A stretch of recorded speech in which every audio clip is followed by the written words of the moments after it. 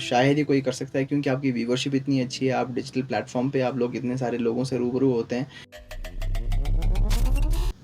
Hello and welcome to our new podcast. आप सबका बहुत बहुत वेलकम कर रहा हूं मैं RJ Salim radio Dras 90.4 FM के साथ। जैसे अलग अलग पॉडकास्ट के माध्यम से आपके साथ रूबरू रहते हैं रेडियो द्रास के माध्यम से, तो आप सबका एक बार फिर वेलकम करते हैं। और आज हमारे स्टूडियो में हमारे साथ हैं, खासकर एक बहुत ही खूबसूरत पॉडकास्ट होने वाला है, इंफॉर्मेटिव मैसेज या इंफॉर्मेटिव पॉडकास्ट होने वाला है। हमारे साथ जुड़े हैं Muzammil Hussain, CEO, founder and director Roots Ladakh. जी हाँ, और साथ ही साथ बात करें मुजमिल सर को आउटलुक ट्रैवलर की तरफ से गोल्डन अवार्ड 2023 भी मिला है लीडरशिप में। बहुत बहुत वेलकम कर रहे हैं सर, बहुत बहुत कांग्रेचुलेशन आपको हमारी पूरी टीम की तरफ से। सर, बेसिक इंट्रोडक्शन हमारे लिसनर्स को जो आपको देख रहे हैं रेडियो द्रास 90.4 के माध्यम से। सबसे पहले तो सलीम भाई बहुत-बहुत शुक्रिया। Thank you sir. आपने यहाँ पे मुझे बुलाया, इस लायक समझा ये पॉडकास्ट करने के लिए, कुछ बातें शेयर करने के लिए आपके साथ। और बहुत-बहुत शुक्रिया रेडियो द्रास 90.4 का भी, बिल्कुल, थैंक अ, यू। कि आप बहुत सारे अच्छे-अच्छे पॉडकास्ट आप करते हैं। मैंने आपको फ़ॉलो करता हूँ यूट्यूब पे भी। थैंक यू सर, थैंक तो यू। मैं आपके काफ़ी पॉडकास्ट सुनता रहता हूँ, तो बहुत अच्छा लगता है, मज़ा आता है और अच्छा काम कर रहे हैं आप लोग। और जहाँ तक आपने मेरे इंट्रोडक्शन के लिए कहा, तो कुछ ख़ास इंट्रोडक्शन तो है नहीं मेरा, लेकिन जैसे कि आप जानते हैं और जो लोग शायद थोड़ा बहुत हमें जानते होंगे करगिल बिल्कुल में और इस लद्दाख के एरिया में, सर। तो रूट्स लद्दाख करके हम लोग एक कंपनी चलाते हैं, ट्रैवल कंपनी है बेसिकली। हम लोग पिछले 10 साल से चला रहे हैं। 2014 में स्टार्ट किया था, मेरा और मेरा छोटा भाई है तफज़ुल हुसैन। सर। तो पिछले 10 साल से हम लोग स्पेसिफ़िकली जो हमारा करगिल लद्दाख करगिल द्रास का जो एरिया है, जो टूरिज़्म के लिहाज से जो थोड़ा लेसर नोन एरिया है, हम्म। जो ज़्यादा प्रमोशन नहीं मिलता है, सर। तो हम इस एरिया को प्रमोट करने की कोशिश कर रहे हैं। और साथ ही साथ कुछ सोशल इम्पैक्ट प्रोजेक्ट्स करते हैं हम लोग, जिसका मतलब ये है कि हम हेरिटेज कंजर्वेशन में जो हमारा यहाँ का लोकल कल्चर है, हमारा जो हेरिटेज है, चाहे वो नेचुरल हेरिटेज हो, वाइल्ड लाइफ से रिलेटेड हो, हमारे टेंजिबल हेरिटेज हो, जैसे हमारे फोक सॉन्ग्स हो, हमारा आर्किटेक्चर हो, लोकल हमारा खाना हो, इन सब चीज़ों को डॉक्यूमेंट करने की कोशिश करते हैं, प्रिजर्व करने की कोशिश करते हैं और प्रमोट करने की कोशिश करते हैं। और हर चीज़ में एक तरह से हम ट्राई करते हैं कि एक कम्युनिटी बेस्ड टूरिज़्म का एक एंगल उसके अंदर लाएं, ताकि उसको प्रमोट कर सकें, दुनिया को पेश कर सकें। क्योंकि जैसा कि आप जानते हैं, नॉर्मली जब हम करगिल की बात करते हैं, तो करगिल ख़ासकर हमारे इंडियन लैंडस्केप के बारे में बात करें, तो करगिल तभी फेमस हुआ था जब हमारा वॉर हुआ था बिल्कुल 1999 का, सर, है ना। बिल्कुल कारगिल तो वॉर। नॉर्मली जब लोग करगिल का नाम सुनते हैं, हम्म। तो वो वॉर का ही एक इमेज आता है। सर। लेकिन हमारा करगिल का इमेज सिर्फ वहाँ तक नहीं है, आपको हाँ, मालूम है बिल्कुल। ना, बहुत सारी चीज़ें बहुत हमारे सारी करगिल चीजें में। हैं। हिस्ट्री है, हमारे यहाँ का सर, नेचर है, यहाँ का बहुत कल्चर बहुत है। खूब, बहुत खूब सर। बहुत ही खूबसूरत आपका मैसेज है और खासकर आपका विजन है, काफ़ी ब्राइट है। बात करें sir, wildlife science as a career, wildlife conservation या पूरा लद्दाख की बात करें तो यह क्या इम्पोर्टेंस है, तो यही मैं पूछना चाहता हूँ सर। खासकर वाइल्ड लाइफ को आप किस तरह देखते हैं, हमारे जो लिसनर्स हैं। जी देखिए, वैसे तो वाइल्ड लाइफ साइंस ऐसे हमारा बैकग्राउंड भी नहीं है ना, उसमें ज़्यादा हमारा एक्सपीरियंस भी नहीं है। हाँ, लेकिन हम वाइल्ड लाइफ टूरिज़्म के अंदर, वाइल्ड लाइफ कंजर्वेशन के अंदर हम लोग इन्वॉल्व हैं। और जहाँ तक हमने एक्सपीरियंस किया है और जहाँ तक हमने पढ़ा है, जहाँ तक हमने सुना है, सर। अ, लद्दाख का जो वाइल्ड लाइफ है, फ्लोरा फोना है, बहुत ही डाइवर्स है। बहुत सारे ऐसे यूनिक स्पीशीज़ हैं हमारे यहाँ पे लद्दाख में, जो दुनिया में और जगहों पे नहीं मिलता है। चाहे आप मैमल्स की बात करें, चाहे आप बर्ड्स की बात करें, चाहे प्लांट्स की बात करें। लेकिन अनफॉर्चुनेटली आज तक जितना भी रिसर्च हुआ, पुराने टाइम से लेकर आज तक जितना भी रिसर्च हुआ, हमारे जो इंडिजिनस लोग हैं उन्होंने बिल्कुल इसके अंदर बहुत कम काम किया है। जितना रिसर्च हुआ है, बाहर से लोग आए हैं, चाहे फॉरेन से लोग आए हैं, वेस्ट से लोग आए हैं, या बाकी इंडिया के दूसरे जगहों से आके यहाँ पे रिसर्च करके डॉक्यूमेंटेशन करके गए। तो इतना रिसर्च होने के बावजूद भी बहुत स्कोप है, बहुत पोटेंशियल है हमारे फ्लोरा फोना को समझने के लिए, रिसर्च करने के लिए, डॉक्यूमेंट करने के लिए, ये समझने के लिए कि इन वाइल्ड लाइफ स्पीशीज़ का हमारे इकोसिस्टम के ऊपर, लद्दाख के फ्रेजाइल इकोसिस्टम के ऊपर क्या, उनका क्या क्या क्या रोल है, इम्पैक्ट, बिल्कुल। क्या इम्पोर्टेंट रोल है वो। बिल्कुल। बहुत सारे स्पीशीज़ ऐसे हैं जो एक्सटिंक्ट हो रहे हैं। तो एज अ करियर इसमें बहुत ज़्यादा अपॉर्चुनिटी है, मुझे ऐसा लगता है। अगर किसी को इंटरेस्ट है, चाहे रिसर्च में इंटरेस्ट हो, चाहे कंजर्वेशन में इंटरेस्ट हो, चाहे इवन सिटीजन साइंस में अगर इंटरेस्ट हो, तो आज की डेट में ऐसे बहुत सारे ग्रांट्स हैं, बहुत सारे इंस्टीट्यूट्स हैं जो ग्रांट्स देते हैं, बहुत सारे ऑर्गेनाइजेशन हैं जो ग्रांट्स देते हैं। और मुझे लगता है कि जो हमारा लोकल यूथ है उनके लिए बहुत ज़्यादा करियर अपॉर्चुनिटीज़ है आज की डेट में, जहाँ पे गवर्नमेंट स्पेस में जॉब्स की बहुत कमी है। मुझे लगता है कि अगर आपका इंटरेस्ट वाइल्ड लाइफ में है तो एज अ तो career as a option career भी आप ले सकते हैं। बहुत ज़्यादा अपॉर्चुनिटीज़ है, बिल्कुल, मुझे लगता है। बहुत खूब सर। ख़ासकर बात की सर आपने कंज़र्वेशन के बारे में, तो कंज़र्वेशन एफ़र्ट्स या पोटेंशियल ऑफ वर्कशॉप्स या वर्क प्लेसेस क्या किस तरह आप डिफ़ाइन करेंगे sir? Wildlife conservation actually एक बहुत ही, मुझे लगता है बहुत ही वास्ट ब्रॉड हुँ, सब्जेक्ट है। बिल्कुल। इसके अंदर बहुत सारे एस्पेक्ट्स होते हैं, और ऑब्वियसली बहुत सारे स्पीशीज़ हैं यहाँ पे। किस किस टाइप के स्पीशीज़ के ऊपर आप काम कर रहे हैं, कौन से सर, एरिया में काम कर रहे हैं।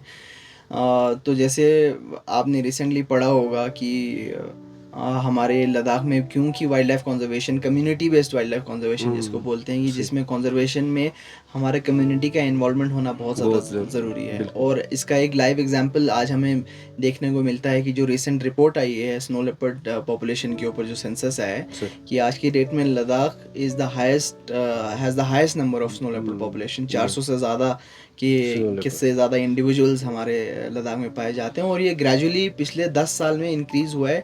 वो इसलिए इंक्रीज़ हुआ है क्योंकि आज की डेट में हमारा जो कम्युनिटी है, जो लोकल गांव के लोग हैं, वो इस कंजर्वेशन एफर्ट में एक्टिवली इन्वॉल्व हैं। वो कैसे कि क्योंकि वाइल्ड लाइफ टूरिज़्म इतना ज़्यादा बढ़ गया है, बाहर से लोग इतना इसको अप्रिशिएट करते हैं, फ़ोटोग्राफी करने के लिए, इस स्पीशीज़ को, इस जानवर को देखने के लिए आते हैं, कि एक कम्युनिटी में एक वो सेंस ऑफ प्राइड वापस आ गया है। उनको लगता है कि ये उन्होंने ओनरशिप ले लिया है इस चीज़ का ना, कि ये स्नो लेपर्ड हमारा हमारा है ना, इसको हम बचाना चाहते हैं, क्योंकि इससे इनको एक सोर्स ऑफ रेवेन्यू बन गया है। तो उस हिसाब से वाइल्ड लाइफ कंजर्वेशन जो है, मुझे लगता है कि तब तक सक्सेसफुल नहीं होगा जब तक हम कम्युनिटीज़ को इन्वॉल्व नहीं करेंगे, जब तक ज़्यादा अवेयरनेस नहीं होगा, जब तक सेंसिटाइजेशन नहीं होगा। सर, तो उस हिसाब से, चाहे आप इवन आप द्रास की भी बात करें, जहाँ पे बहुत ज़्यादा हिमालयन ब्राउन बेयर्स की अच्छी पॉपुलेशन है, तो यहाँ पे भी जब तक हम लोकल कम्युनिटीज़ को इन्वॉल्व नहीं करेंगे, तब तक हम वाइल्ड लाइफ कंजर्वेशन अच्छे से सक्सेसफुली नहीं कर पाएंगे। सर बताते चले लिसनर्स को, जैसे अब मैंने पहले भी कहा कि इंट्रो में भी, कि आउटलुक ट्रैवलर की तरफ से गोल्ड अवार्ड 2023 में मिला था सर, खासकर लीडरशिप, टूरिज्म लीडरशिप में। जी। तो थोड़ा सा वो सफ़र आप हमारे लिसनर्स को बताएंगे सर? तो ये अवार्ड बेसिकली जो आउटलुक ट्रैवलर जो मैगज़ीन है, जैसे आप जानते हैं कि इंडियन बेस्ड मैगज़ीन है, ये इनका एक अवार्ड होता है, इंडियन रिस्पॉन्सिबल टूरिज्म अवार्ड्स करके। तो जिस तरह से हमने कुछ प्रोजेक्ट्स किए थे करगिल में टूरिज्म से रिलेटेड, तो जिसको हम सस्टेनेबल टूरिज्म या रिस्पॉन्सिबल टूरिज्म बोलते हैं। तो रिस्पॉन्सिबल टूरिज्म बेसिकली वो हो गया कि जहाँ पे हम एक रिस्पॉन्सिबल तरीके से, कि मतलब कोई नेगेटिव इम्पैक्ट ना है, या जो नेगेटिव इम्पैक्ट हम टूरिज्म की वजह से एक जगह में ला सकते हैं, उसको किस हद तक कम करें, कम और कर पॉजिटिव इम्पैक्ट्स को कम करें, कि ज़्यादा से ज़्यादा कम्युनिटीज़ को, ग्रास रूट लेवल पे लोगों को फ़ायदा पहुंचाएं, और किसी स्पीशीज़ को फॉर एग्जांपल कंजर्व करें। तो जितने अलग अलग प्रोजेक्ट्स हैं, हम बेसिकली पिछले 10 साल से, क्योंकि हमारा ये एफर्ट रहा है, जैसे मैंने आपको कहा कि हम करगिल को एक टूरिज्म के पर्सपेक्टिव से, कल्चर के पर्सपेक्टिव से हाईलाइट करना चाहते हैं। बिल्कुल। तो उन प्रोजेक्ट्स को अप्रिशिएट करते हुए, जैसे हमारा यहाँ पे हिमालयन ब्राउन बेयर कंजर्वेशन का काम चलता है, हमने एक प्रोजेक्ट हुंदरमन में किया था, जहाँ पे कम्युनिटी बेस्ड म्यूजियम बनाया था। सुंदरबन, एक बिल्कुल। हिनस्को करके एक गांव है यहाँ से करगिल और लेह के बीच में, वहाँ पे भी एक कम्युनिटी बेस्ड म्यूजियम बनाया था। वहाँ पे कुछ होम स्टेज हमने डेवलप किए हैं, और बहुत सारे ऐसे ट्रेनिंग प्रोग्राम्स हम लोग करते रहते हैं, जहाँ पे हम लोकल यूथ को अपस्किल करते हैं, उनको ट्रेन करते बिल्कुल, हैं। बिल्कुल, बिल्कुल। तो उन चीज़ों को अप्रिशिएट करते एप्रिशिएट हुए किया ये है। हमें 2023 में ये अवार्ड हमें मिला था। मिला था। जी। सर जैसे आपने कहा कि लोकल्स को एंगेज करना या कम्युनिटी को मोबिलाइज करना, अब आएँगे सर द्रास की तरफ आएँगे। Now at Drass region the Himalayan home या home to the Himalayan brown bear. जी, ये तो मुझे ऐसा लगता है कि हम लोग बहुत खुशकिस्मत हैं कि इस तरह का एक यूनिक स्पीशीज़ हमारे इस एरिया में पाया जाता है। और ये शायद ही ऐसा एक एरिया होगा जहाँ पे आप हिमालयन ब्राउन बेयर्स को इतने पास से और इतनी आसानी से देख देख सकते हैं, सकते हैं, है ना? बिल्कुल। तो ये बहुत ही एक यूनिक चीज़ है। और जितना इस चीज़ को हम प्रमोट करें, जितना इस चीज़ का हम फ़ायदा लें उतना कम है। और इसका फ़ायदा जो है ना सिर्फ लोगों को होगा, बट इस स्पीशीज़ को कंज़र्व करने में भी होगा। जैसे कि सही मैंने कहा सही बात। कि कैसे हमें स्नो लेपर्ड टूरिज़्म की वजह से स्नो लेपर्ड की पॉपुलेशन में बढ़ावा हुआ है, और साथ ही साथ लोगों के लाइवलीहुड में भी इजाफा हुआ है। वही चीज़ और वही मॉडल मुझे लगता है हम द्रास में भी ज़रूर रेप्लिकेट कर सकते हैं। लेकिन अभी हमारा जो द्रास का इलाका है, और ख़ासकर हमारा जो कारगिल का डिस्ट्रिक्ट जो है, वो टूरिज़्म के लिहाज से अभी उतना डेवलप डेवलप नहीं नहीं हुआ नहीं है, है, और बिल्कुल। उतना वेल नोन भी नहीं है। तो क्योंकि ये जो इमेज है पिछले 10-15 सालों में बना है, हाँ, तो उस इमेज को बदलने में भी उतना बहुत टाइम टाइम लगेगा, लगेगा, बिल्कुल है सर। ना। ओवरनाइट तो हो नहीं सकता है वो। सर, तो वो इमेज बदलने के लिए हमें कंसिस्टेंटली इस पे एफर्ट काम डालना करना है, है। और ऐसे जो हाइलाइट्स हैं, जो यूनिक सेलिंग प्रोपोजिशन जिसको हम हुँ, बोलते हैं ना मार्केटिंग में, यूएसपी जो है हमारा यूएसपी। द्रास का, हुँ, वो यूएसपी उनमें से एक जो है हमारा ब्राउन बेयर है। Brown bear. तो उसको क्यों ना हम लेके हाईलाइट करें, द्रास का एक आइडेंटिटी बनाएं उसको, और उसको द्रास के लोगों के लिए, कम्युनिटी के लिए एक फ़ायदे का ज़रिया बनाएं, लाइवलीहुड का ज़रिया बिल्कुल सही, बनाएं। बिल्कुल। उसके साथ साथ जो है ये स्पीशीज़ को कंजर्व करने में भी मदद करें, क्योंकि आपको पता है कि एक हाईलाइट एक कीस्टोन स्पीशीज़ तो है, जिसको हम बेसिकली ब्राउन बेयर को हम एक कीस्टोन स्पीशीज़ बोलते हैं ना। हुँ, कीस्टोन स्पीशीज़ का मतलब ये है कि जो इकोसिस्टम में, जिस इकोसिस्टम में ये जानवर रहता है, वो एक एपेक्स स्पीशीज़ है जो सबसे टॉप पे है, और उसकी वजह से जितने भी स्पीशीज़ हैं उसके नीचे आते हैं, हुँ, चाहे वो बर्ड्स हों, बटरफ्लाइज हों, प्लांट्स हों, इवन कि हम ह्यूमंस हों, वो हम उसके ऊपर डिपेंडेंट हैं। बिल्कुल। क्योंकि अगर आप थोड़ा सा, मैं आपको इसमें और हल्का सा एक्सप्लेन करूं, सर, तो ब्राउन बेयर्स जो है नॉर्मली ओमनीवोर होते हैं, मतलब वो बिल्कुल, दोनों चीज़ें खाते हैं, मगर बिल्कुल, बिल्कुल, ज़्यादातर उनका डाइट नेचुरल हैबिटेट में बिल्कुल। 80% वो लोग घास और हाँ, रूट्स और श्रब्स खाते हैं, बिल्कुल, जो बिल्कुल। हमारे द्रास के जो अल्पाइन लैंडस्केप में पाया जाता है हुँ, ना। चाहे जो आपके रोज़ हिप्स हों, और बहुत सारे अलग अलग प्लांट्स हैं। तो जब ये खाता है, तो ये बेसिकली सीड डिस्पर्सल में काम करता है। हाँ, तो बिल्कुल। वो तो खाता होगा, है, और उसके बाद वो स्कैट के उसको थ्रू। स्कैट के थ्रू अलग हाँ, अलग जगहों पे अलग-अलग सीड जगह डिस्पर्स पे, करता है। बिल्कुल। तो उस वजह से वो प्लांट्स जो है और जगहों पे उगता है। तो उसी प्लांट्स के बेसिस पे, उसी सीड्स को हमारे बाकी बर्ड्स खाते हैं, बटरफ्लाइज खाते हैं, और हम इंसान भी जो पहाड़ से हम जो फ्यूल के लिए घास लाते हैं, और घर में गर्मी के लिए जो घास वगैरह बिल्कुल लाते हैं, सर। लकड़ियाँ लाते हैं, वो उसका सोर्स ही वही है। हुँ, तो इसीलिए उसका एक बहुत ही इम्पोर्टेंट रोल है हमारे इकोसिस्टम में, बिल्कुल। जिसकी नॉलेज हमारे आज के डेट में लोगों को नहीं है। क्योंकि जो कॉन्फ्लिक्ट जो आज हो रहा है आज के डेट में, जहाँ हम बोलते हैं कि भालू आ जाते हैं रात को और हाँ, नुकसान मैं करता वही है ना। पूछने वाला था सर कि बहुत सारे चैलेंज, किस तरह के चैलेंज वाइल्ड लाइफ में हमें। जी, देखिए डर तो लगेगा ही ना, मतलब जंगली जानवर है, और हमें हमेशा वो ये बताया गया है कि ये जानवर है, जंगली है, ये ख़तरनाक है, इससे हमें बच के रहना चाहिए, इसके वही सेम साइकोलॉजी जो है ना, वो भालू के दिमाग में भी है। जी, उसको भी इंसान को एज ए थ्रेट देखता है वो, है ना, उसको इसीलिए वो रात को आता है। वो दिन में तो ज़्यादातर घूमता नहीं है। हुँ, आपने बहुत कम ऐसे भालू आपने देखे होंगे जो दिन में इतना हिम्मत करके वो किसी गांव में आ रहा है, या नॉर्मली वो रात को ही आते हैं। हुँ, तो ये आने का रीज़न ही बेसिकली ये है कि हमने उसके लिए जो हमारे ह्यूमन क्रिएटेड जो फूड सोर्सेज हैं, चाहे वो कचरा हो, चाहे वो हुँ, ओपन लाइफ स्टॉक हो, अ, वो एक्सेस हमने उसके लिए बढ़ा दिया है। हाँ, और जो एक्सेस उसके कर रहे हैं। नेचुरल सोर्स जो खाने के हुँ, हैं, वो हम, क्योंकि इतना इंक्रोचमेंट कर रहे हैं हम हाँ, लोग, रिड्यूस कर रहे हैं। बिल्कुल सर। पॉपुलेशन बढ़ रहा है, और जैसे हम पहाड़ में जैसे बहुत सारे भेड़ बकरियां छोड़ के रख देते हैं, आज के डेट में तो बकरवाल हमारे पहाड़ों में आके हमारे गांव वालों के पास तो है ही नहीं। सर, बकरवाल उनके पूरा घास वास सारा खा जाता है। तो वो मजबूर हो जाते हैं कि वो अपने हैबिट्स को चेंज करें, और हिम्मत सर, करके बिल्कुल। गांव में आए, फिर लाइफ स्टॉक को अटैक करते हैं, इन सारी चीज़ों पे अटैक करते हैं।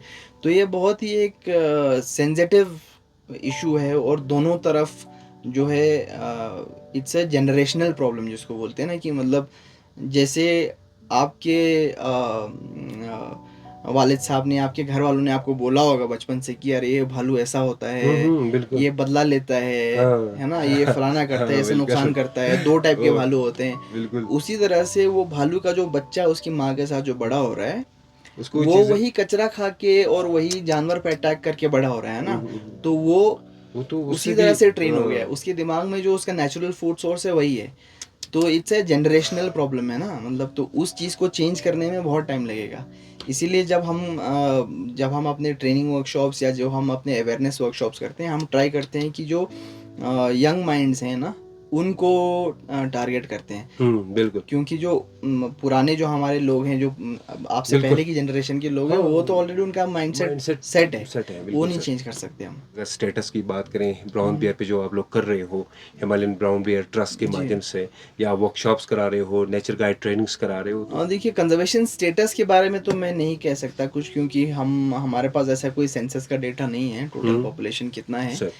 मगर क्योंकि हम 2016 से द्रास एरिया में काम करते हैं, तो जो हमारा जो ऑब्जर्वेशन है कि ब्राउन बेयर पॉपुलेशन के लिहाज से हमें ऐसा लगता है कि पॉपुलेशन कम बिल्कुल नहीं हुआ है। Digitization, उसमें जो थोड़ा बहुत हमने अवेयरनेस का काम किया है, फिर आप लोग भी काफ़ी इन्वॉल्व होते हैं इसमें, सर, और जनरली अब इतना अवेयरनेस हो अब गया हुआ है है, हाँ, कि बिल्कुल। एटलीस्ट उस टाइप के इंसिडेंट्स अभी रिपोर्ट नहीं हो रहे। नहीं होते हैं। हुँ, तो उस हिसाब से हमें ये लगता है कि पॉपुलेशन कम शायद नहीं हुआ है, ज़रूर बढ़ गया होगा, बढ़ा बिल्कुल, है, नंबर लेकिन रेशियो जो बढ़ गया। चैलेंजेस हैं, जो इश्यूज हैं, वो अभी भी हैं। तो हम लोग जो काम करते हैं, हम लोग तो ज़्यादातर क्योंकि कम्युनिटी बेस्ड काम करते हैं, हम लोग ज़्यादा रिसर्च बे या साइंटिफिक रिसर्च या ऐसे सेंसस वगैरह या उस टाइप के काम नहीं करते हैं। हमारा सर, काम ज़्यादा है जो हम कम्युनिटी के ऊपर काम करते हैं, जिसमें मेनली हम एजुकेशन में, लाइवलीहुड में, और आपका कॉन्फ्लिक्ट मिटिगेशन जिसको बोलते हैं, कि शॉर्ट टर्म में अगर गांव गांव में भालू आ रहा है रात को, हुँ, तो क्या क्या चीज़ टाइप की चीज़ें ज़रूरत इंटरवेंशन है। हम कर सकते हैं कि हुँ। वो जो है कम हो सके, या जो है मिटिगेट हो सके। तो हम इस स्पेस में काम करते हैं जैसे ज़्यादा। आप बात करें अगर टूरिज़्म के हवाले से, आप जैसे अनलॉक हंद्रुमान की बात करें या सुरु की बात करें, कारगिल डिस्ट्रिक्ट में किस तरह का पोटेंशियल आप देखते हैं सर आने वाले टाइम में? आप द्रास अगर स्पेसिफिक हम देखें तो विंटर टूरिज़्म काफ़ी फ्लोरिश होगा। जोजिला टनल लोगों के काफ़ी बड़े सपने हैं कि जोजिला टनल खुलेगा तो टूरिज़्म में काफ़ी बढ़ोतरी हमें देखने, खासकर विंटर टूरिज़्म। और ज़रूर, आपने बिल्कुल सही कहा कि जैसे जैसे मुझे भी ऐसा लगता है कि जोजिला टनल अगर खुलेगा, तो डेफिनेटली समर में तो पता नहीं, लेकिन विंटर टूरिज्म काफ़ी बूम होने वाला है। क्योंकि यहाँ पे जैसे अच्छा खासा बर्फ़ पड़ता है, आपको मालूम है द्रास में काफ़ी बर्फ़ पड़ती है लद्दाख के बाकी एरियाज़ के कंपैरिजन में। हुँ, और द्रास का एक ऑलरेडी एक वो है कि second coldest inhabited place in the world करके एक इनका हमारा एक इमेज भी है। हुँ, तो लोगों में वो एक एक्साइटमेंट भी है, खासकर जो हमारे डोमेस्टिक टूरिस्ट हैं वो आना चाहेंगे। और जहाँ तक मैंने सुना है, शायद यहाँ पे कुछ स्की लिफ्ट का भी एक कोई हुँ। प्रोजेक्ट चल रहा है। तो उसके लिहाज से भी मुझे लगता है कि विंटर टूरिज़्म में स्की टूरिज़्म के लिए काफ़ी पोटेंशियल है। हुँ, लेकिन जैसे आपने कहा कि हाँ, इसका भी ख़तरा है कि मतलब बहुत ज़्यादा ओवर टूरिज़्म भी ना हो जाए, क्योंकि कश्मीर में हमने देखा है कि ओवर हुँ, टूरिज़्म की वजह से बहुत सारे नेगेटिव इम्पैक्ट्स भी आ रहे हैं, चाहे वो वेस्ट मैनेजमेंट हो, चाहे वो ड्रग्स हो, ये सारे मतलब हुँ। जो ग्रे एरिया है एक टूरिज़्म का, जैसे आप कह बिल्कुल, सकते हैं बिल्कुल। ना, मतलब हर चीज़ ब्लैक एंड वाइट नहीं होता है ना। तो अगर कुछ नेगेटिव है तो कुछ पॉजिटिव भी है। तो ओवर टूरिज़्म को कैसे कंट्रोल करें, ये तो हमारे जो आप जैसे लोकल्स हैं, यहाँ के यूथ हैं, उन्हीं के हाथ में है। जो हुँ, हमारे गवर्नमेंट ऑफिशियल्स हैं, किस तरह के पॉलिसीज़ बनाएं, किस तरह के रेगुलेशंस बनाएं। लकीली जो हमारा नया लद्दाख का टूरिज़्म पॉलिसी है, वो काफ़ी अच्छा है अगर उसको अच्छे से इम्प्लीमेंट किया जाए, जिसमें ज़्यादा से ज़्यादा रूरल और कम्युनिटी लेवल पे, ग्रास रूट लेवल पे फ़ायदा पहुंचाने की कोशिश करते हैं।